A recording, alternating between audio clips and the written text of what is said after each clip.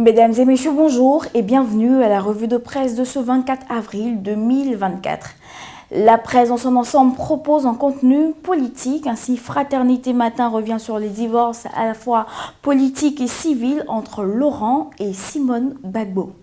L'ex-première dame donne des explications. Le nouveau réveil qui se projette vers la présidentielle 2025 prédit un combat à trois entre Thiam, Gbagbo et le président Ouattara. Le révérend Ediemou Blanc Jacob, sans prendre parti, selon le confrère Le Rassemblement, prévient que le pouvoir Ouattara est béni et la probabilité de la candidature de Laurent Gbagbo continue de faire débat. Pour la nouvelle alliance, les Ivoiriens refusent la tentative de mise à l'écart de Gbagbo de la vie politique. Le temps, de son côté, se convainc qu'avec Gbagbo dans la course à la présidentielle, l'on saura le vrai poids de Ouattara. Et comme une réponse du berger à la bergère, Le Matin donne la réplique à travers un entretien avec Jean Bonin, ex-cadre FPI. Ce dernier est formel pour dire que Gbagbo n'a vraiment aucune chance de l'emporter face à Ouattara. Et pour ne pas arranger les choses, Gbagbo livre une guerre larvée contre Blé Goudé. Ce dernier, selon l'expression, double le sommeil du PPACI et l'Inter ne dit pas autre chose quand il barre sa une en mentionnant qu'en tournée à l'ouest, Blé Goudé répond à Gbagbo.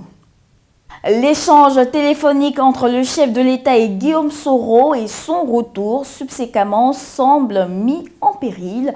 Dernier Heure Monde parle d'écueil pour un retour. Quant à l'avenir, il estime clairement que Guillaume Soro est dans la duplicité et le mensonge.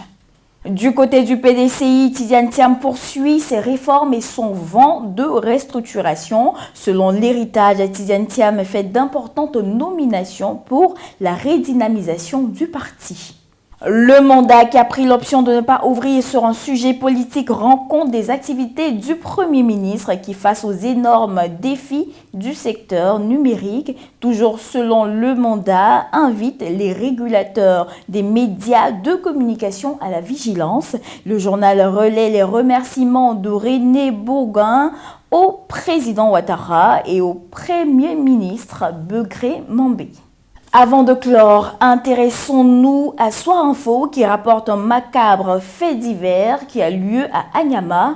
L'on y apprend qu'une bagarre éclate nuitamment dans un couple. Le mari meurt, la nuque fracassée.